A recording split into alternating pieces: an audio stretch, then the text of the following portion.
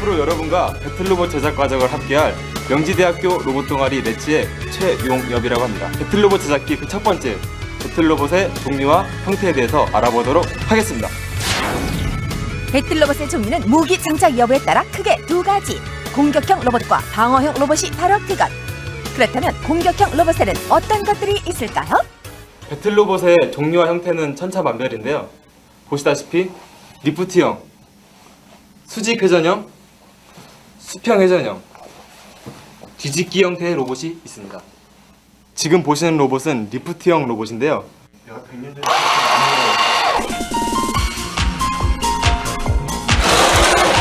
리프트형 로봇.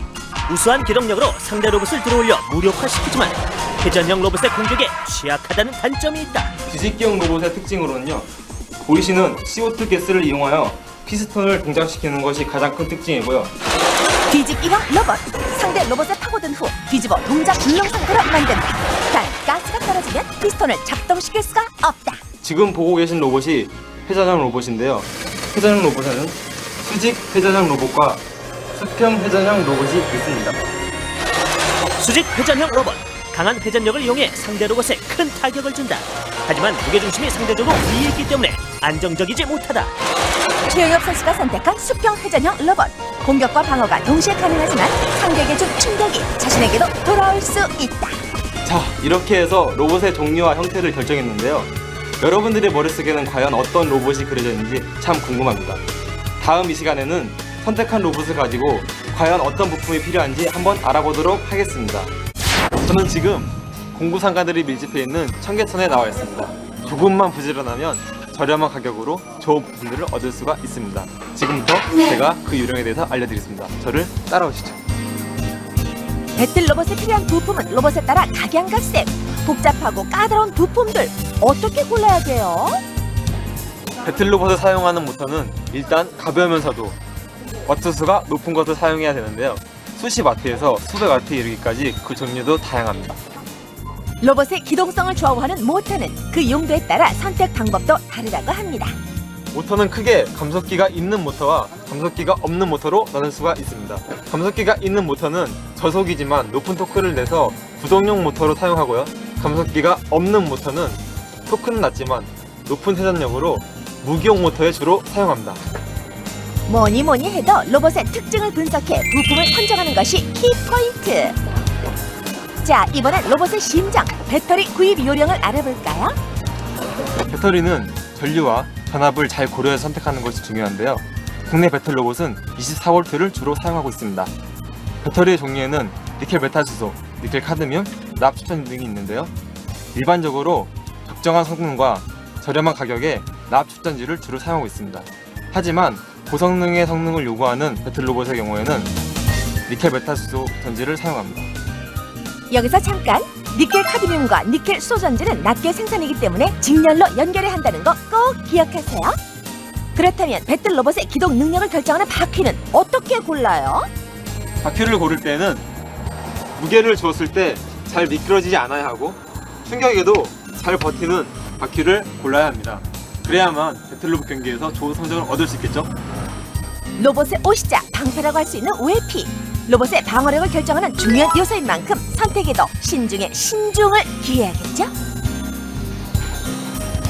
알루미늄은 재질이 가볍지만 무르고, 철과 스테인리스는 무겁지만 강도가 강합니다.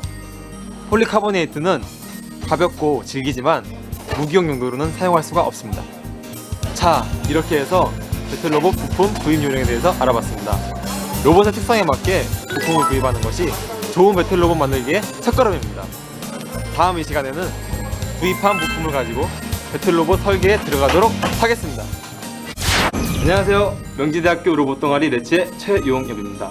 지난 시간에는 배틀로봇 부품에 대해서 알아봤는데요. 오늘은 본격적인 배틀로봇 설계를 해보도록 하겠습니다. 우선 국내 배틀로봇은 33kg을 규정으로 하기 때문에 로봇 무게에 맞춰 설계하는 것이 중요합니다. 따라서 선정된 부품을 규정에 맞게 잘 배치하는 것이 설계의 키포인트라 하겠습니다. 배틀 로봇의 각 부품들을 알맞게 배치하기 위한 첫 번째 단계. 부품들의 정확한 치수와 무게를 측정합니다. 그리고 무게 측정이 끝나고 나면 각 부품들의 정확한 데이터 측정이 끝나면 배틀로봇의 밑그림을 그려봅니다. 밑그림을 그릴 때는 각 부품의 위치 및 크기를 고려해야 한다는 것 기억하세요. 배틀로봇의 대략적인 밑그림이 완성되면 컴퓨터 3D 프로그램을 이용해 각 부품들의 데이터를 기입해보는 것도 좋은 방법 중 하나입니다.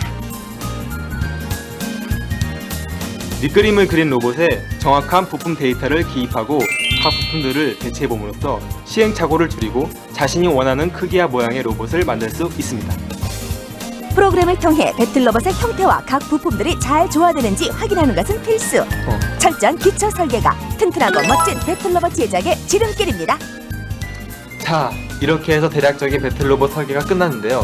다음 이 시간에는 완성된 설계를 가지고 실질적인 배틀로봇을 제작해보도록 하겠습니다. 안녕하세요, 명지대학교 레츠의 최용엽입니다. 이번 시간에는 본격적인 배틀로봇을 제작해보도록 하겠습니다. 설계를 통해 배틀로봇의 구체적인 디자인과 구성이 정해졌으면 절단기를 이용해 로봇의 우회피를 알맞은 크기로 절단하는데요. 이때 잊지 말아야 할 것이 한 가지 있죠. 재료가 원하는 크기에 맞는지 사이즈를 측정해봅니다. 가공을 할 때 가장 중요한 점은 설계 도면과 실제 부품의 치수가 같아야 합니다. 그래야만 정교한 배틀로봇을 제작할 수가 있는데요. 마이크로미터나 버니어 캘리퍼스 같은 정교한 장비로 측정을 해가면서 가공을 해야 합니다. 절단기에서 처리할 수 없는 정교한 작업들은 다양한 기계를 이용할 수 있습니다. 구멍을 뚫을 땐 밀링 머신을 이용하고요.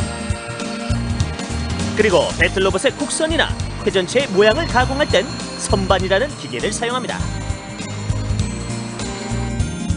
잘 다듬어진 재료들의 크기를 측정하는 것도 잊으면 안 되겠죠?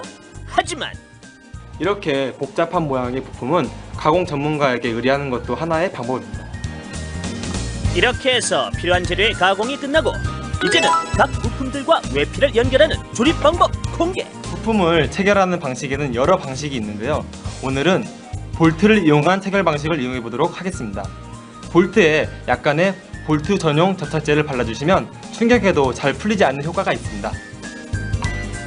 부품을 연결할 때는 구동의 핵심인 모터 컨트롤러의 위치 선정이 중요한데요. 모터 컨트롤러는 직접 제작하거나 시중에서 구입할 수가 있는데요. 상대 로봇에게 노출되지 않도록 최대한 안전한 곳에 장착하거나 보호대를 설치하는 것이 좋습니다. 각 부품들은 상대 로봇의 공격에 대비해 견고하게 연결해야겠죠? 조립의 마지막 단계! 로봇의 덮개라고 할 수 있는 수평 회전 날개를 연결하면 멋진 배틀 로봇이 완성됩니다. 자, 이렇게 해서 배틀 로봇이 완성됐는데요.